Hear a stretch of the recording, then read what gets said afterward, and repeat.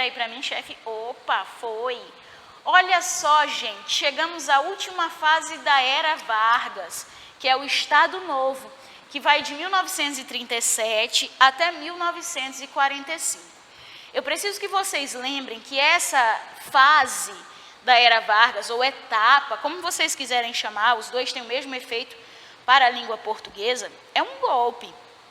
E vai começar através de uma carta falsa, chamada Plano Cohen, que o Getúlio Vargas vai pedir para um amigo dele do Exército escrever, dizendo que os comunistas querem invadir o Brasil.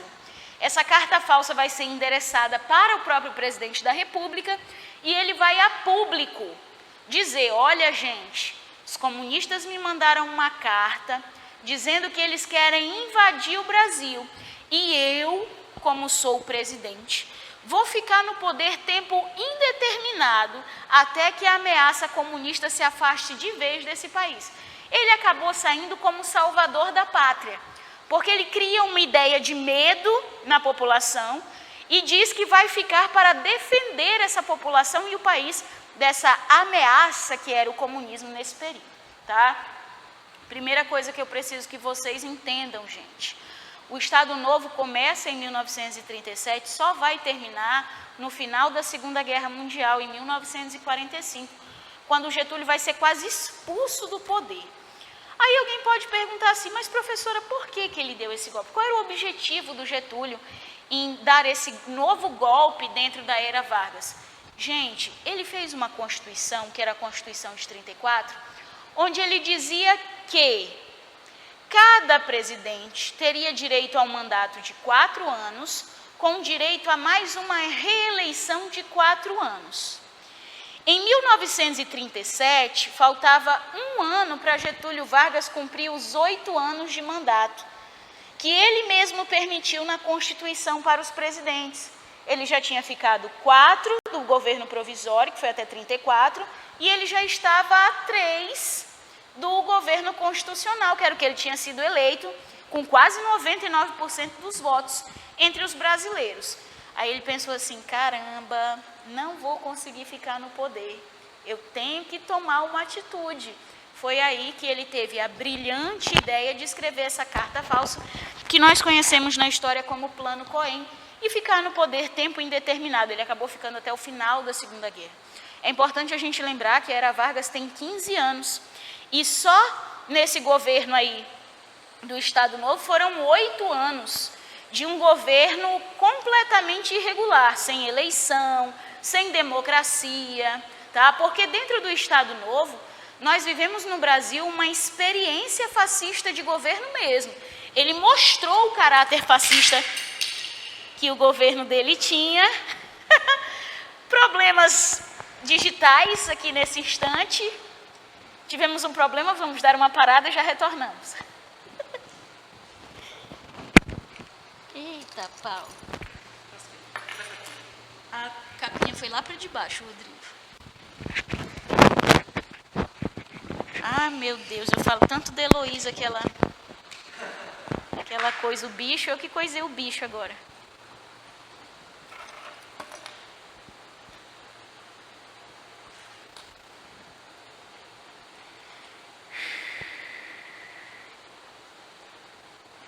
Tu parou a gravação? Tu parou a gravação?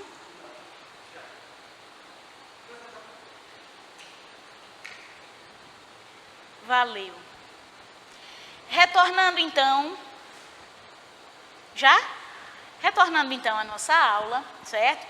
Vamos lembrar que dentro do Estado Novo, Getúlio Vargas vai mostrar sua verdadeira face fascista, que ele tinha escondido durante o governo constitucional para parecer democrático e populista, tá? Lembrando sempre que o Estado Novo começa com um golpe que nós vamos chamar de Plano Cohen, certo? Que é essa carta falsa, onde ele vai fingir que existe uma ameaça comunista para ficar no poder. É importante lembrar também, gente, que dentro do Estado Novo, o Vargas criou um programa, diversos programas, na verdade, para gerar o controle, a censura da população e de todas as ações políticas que acontecessem dentro do Brasil. Nós vamos ter a criação da DIP, que é o Departamento de Imprensa e Propaganda, onde ele vai controlar tudo que vai ser vinculado via rádio, via jornais impressos. E, inclusive, ele criou um programa na rádio brasileira que existe até os dias atuais, que é a Voz do Brasil. Lá no comecinho da noite, quando você está voltando de casa do seu trabalho ou da sua escola, você escuta pela rádio a Voz do Brasil, que é um programa criado pelo Getúlio Vargas aqui, dentro do Estado Novo, que era a DIP, onde ele tinha a oportunidade de falar diariamente com os brasileiros e mostrar as ações que o governo dele tinha feito, certo? Então, é um programa criado por ele dentro desse departamento de imprensa e propaganda nas políticas do Estado Novo para censura e controle do que seria vinculado em canais de comunicação. Ele também vai criar a DASP, que é o Departamento de Administração e Serviço Público. Professor, o que é essa DASP? A DASP vai ser a responsável por criminalizar todas as pessoas dentro do governo, funcionárias públicas, que tinham alguma ação política que ia contra as regras do governo. Por exemplo, vamos pegar um exemplo atual. Hoje no Brasil surgiu um movimento chamado Movimento Antifa, que é o antifascismo, certo? Lá no governo Getúlio Vargas também foi criado um movimento antifascista, porque o governo dele era fascista. Ele, como presidente fascista, começou a perseguir e a investigar todas as pessoas que eram funcionárias públicas e que faziam parte desses movimentos antifascistas, certo? É só a gente lembrar que isso aconteceu agora recentemente na história do Brasil, onde foi pedido para que os órgãos de justiça brasileiros fizessem uma grande lista de delação de todos os funcionários públicos que tinham alguma ligação com os movimentos antifascistas.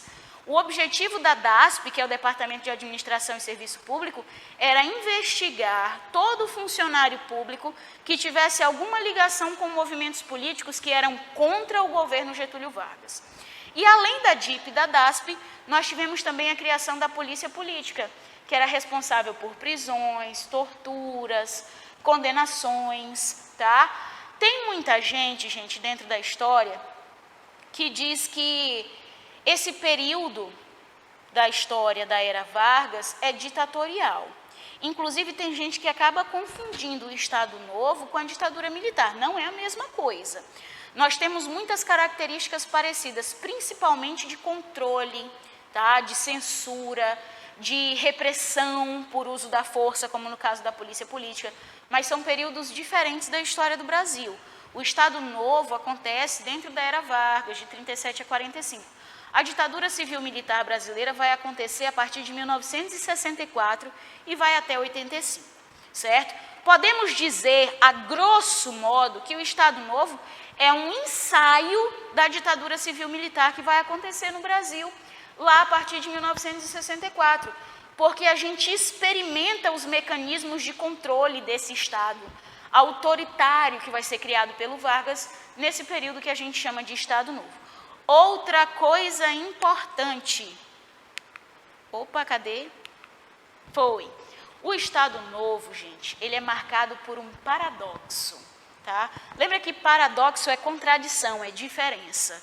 Sabe por quê? Porque durante o Estado Novo, o Brasil precisou se aliar aos Estados Unidos para entrar na guerra.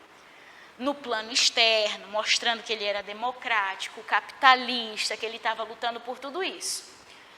Mas no plano interno, no governo interno, o governo Vargas seguia características de governos que tinham regimes autoritários ou totalitaristas, como era o caso do nazismo, do fascismo. Então, esse é o paradoxo do Estado Novo. No plano interno, no governo interno, nós vivíamos um governo fascista. No plano externo, nós lutávamos contra o fascismo junto dos Estados Unidos, lá na Segunda Guerra Mundial, tá? É muito importante lembrar dessa participação do Brasil na Segunda Guerra Mundial. Aí alguém pode dizer assim, professora, mas o Brasil escolheu os Estados Unidos para participar da guerra. Por livre e espontânea vontade? Não, foi por livre e espontânea pressão, tá? O governo norte-americano fez diversas ameaças de bombardeio ao litoral brasileiro, caso Getúlio Vargas não aceitasse lutar ao lado dos aliados, que era o grupo dos Estados Unidos, na Segunda Guerra Mundial. É importante lembrar também que os Estados Unidos não começa a Segunda Guerra Mundial no conflito. Ele só vai entrar a partir da segunda fase, que é em 1941, quando nós temos o ataque a Pearl Harbor, que era uma grande base militar norte-americana no Havaí, que foi feita pelos japoneses, certo? Esse ataque foi feito pelos japoneses, os Estados Unidos ficou com raivinha, resolveu gerar uma revanche e entrou na guerra ao lado dos aliados, Inglaterra, França, certo? E Rússia.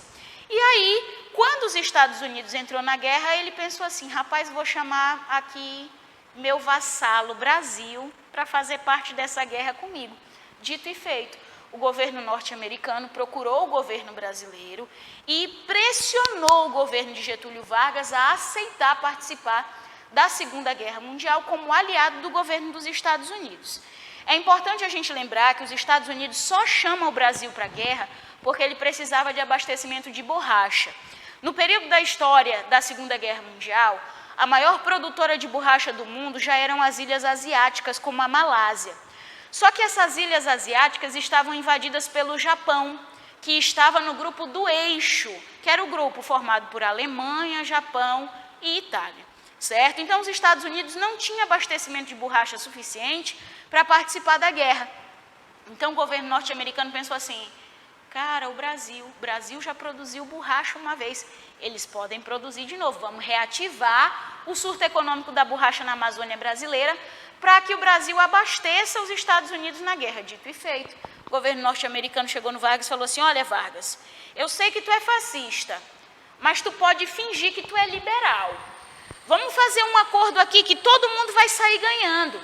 E aí o governo dos Estados Unidos ofereceu incentivos para a industrialização brasileira, que o Vargas estava implantando e consolidando naquele período. E também prometeu construir uma base militar em Natal, que é a capital do Rio Grande do Norte, que é a capital brasileira mais próxima da Europa. Caso a guerra durasse muito tempo, o Brasil teria se tornado, inclusive, um ponto de abastecimento da guerra, certo? Porque essa base militar serviria para abastecer a guerra que estava acontecendo lá na Europa. Os incentivos à industrialização até chegaram, gente, mas a base militar nunca foi construída, porque a guerra acabou 3 anos e meio depois, tá? Nós tivemos a reativação da economia da borracha na Amazônia, a ocorrência do segundo ciclo da borracha na Amazônia, com a criação do personagem histórico que nós vamos conhecer como soldado da borracha, que vai lutar pela guerra na Amazônia, e vamos ter também a criação da FEB, que é a Força Expedicionária Brasileira, que vai enviar aproximadamente 25 mil soldados brasileiros para uma frente italiana, para combater os inimigos do Eixo lá na Itália, certo? Tem inclusive o símbolo da FEB, que é muito engraçado e que remonta à história do Brasil dessa fase, que é uma cobra fumando. Porque o pessoal dizia aqui no Brasil que o Brasil só ia entrar na guerra o dia que a cobra fumasse. Aí o Getúlio Vargas, quando aceitou ajudar o governo dos Estados Unidos e enviar os homens da FEB para participar da Segunda Guerra Mundial, ele transformou o símbolo da FEB na cobra fumando. Getúlio Vargas tirou uma onda da cara do brasileiro, que duvidou que um dia o Brasil participaria da Segunda Guerra Mundial e colocou uma cobra fumando como o símbolo da Força Expedicionária Brasileira, tá? Então, esse é o paradoxo do Estado Novo. No plano interno, nós vivemos um governo fascista, no plano externo, por interesses econômicos, nós estamos lutando na Segunda Guerra Mundial contra o fascismo, contra Benito Mussolini, que era amigo pessoal de Getúlio Vargas, certo? Outra coisa que a gente precisa lembrar é que quando a guerra acabou, em 1945, o soldado brasileiro pensou assim, epa, esse Vargas é muito safado, hein? Ele está colocando a gente para lutar contra um estilo de governo, que é o governo que ele pratica dentro do território nacional. Então, quando os soldados voltaram da guerra, eles começaram um movimento contra o Getúlio Vargas, porque perceberam que ele não era democrático, que ele não era liberal e que ele tinha muito de fascismo em seu governo, tá? Então, diversos grupos da elite brasileira, no final da Segunda Guerra Mundial, vão pressionar Getúlio Vargas a deixar o poder, deixar a presidência, porque ele não condiz com a política externa que ele estava defendendo. Muito pelo contrário, ele tem um comportamento completamente diferente e contraditório em relação a essa política, tá? Outra informação importante que eu quero dar para vocês nesse momento, antes da gente passar para outra fase do governo Vargas é que, assim, gente, existe muita dúvida a respeito da participação do Brasil nas guerras mundiais, tá? E eu quero, como professora de História, que vocês não confundam essas duas participações, porque elas são diferentes. Na Primeira Guerra Mundial, o Brasil participou como coadjuvante, nós não enviamos soldados. Na Primeira Guerra Mundial, nós entramos também ao lado dos Estados Unidos, no último ano de guerra, lá em 1918, e nós enviamos enfermeiras, médicos, tá? Enviamos produtos de higiene pessoal e enviamos gêneros alimentícios para abastecer a guerra. Nós não participamos diretamente. Na Segunda Guerra Mundial, nós entramos com os acordos de Washington, que foram assinados entre o governo dos Estados Unidos e o Brasil em 1942. Então, nós vamos entrar de uma maneira mais efetiva na participação da Segunda Guerra Mundial. Na Segunda Guerra Mundial, a gente envia borracha, que está sendo produzida na Amazônia brasileira, para abastecer a guerra pelo lado dos aliados, que é o grupo dos Estados Unidos, e a gente ainda envia os soldados da Força Expedicionária Brasileira, que são 25 mil soldados, tá? Lembrando que o Brasil não tinha estrutura nenhuma, esse exército brasileiro não tinha estrutura nenhuma para enfrentar uma guerra na Europa. E quem ajudou muito foram os soldados norte-americanos, inclusive com as botas para proteger os pés do frio, porque a nossa vestimenta de FEB não dava conta de combater os problemas climáticos encontrados na Europa pelos soldados brasileiros, tá? Então, muito cuidado. Por quê? Porque nós temos uma diferença da participação do Brasil na Primeira e na Segunda Guerra Mundial. Getúlio Vargas, então, sai do poder no final da Segunda Guerra Mundial, dando fim à Era Vargas e começando uma nova fase da história política do Brasil, que é o populismo, a República Populista, que vocês vão assistir numa próxima aula de História. Existe um retorno do Vargas dentro da República Populista, e é disso que eu quero falar com vocês agora, tá? Olha só, Vargas saiu em 45, mas ele não ficou de molho por muito tempo. Em 1946, aconteceram eleições para o cargo de presidente da República, senador e governadores. Getúlio Vargas foi eleito senador pelo estado do Rio Grande do Sul e ele retornou à política durante 4 anos nesse cargo de senador pelo estado nativo dele, que era o Rio Grande do Sul. A presidência do Brasil, a partir de 1846, passou a ser exercida pelo Eurico Gaspar Dutra, que foi um candidato que foi apoiado, claro que de uma maneira muito sutil, por Getúlio Vargas, e por isso ele ganhou.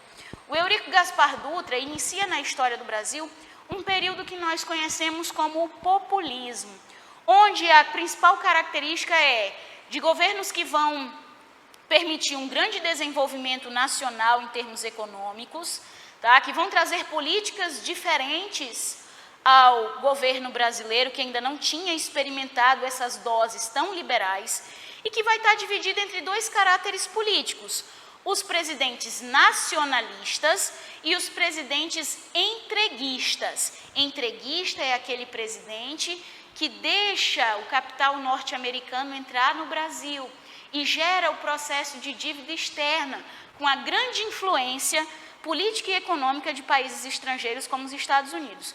Os nacionalistas são aqueles que vão tentar valorizar a economia nacional sem interferência norte-americana, certo? Nós tivemos no populismo 5 presidentes, tá? Somente 2 foram nacionalistas.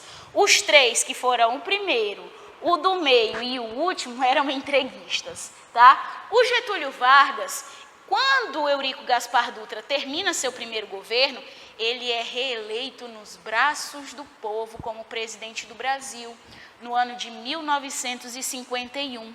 E ele vai governar o país de 1951 até 1954, quando ele vai cometer o suicídio, certo?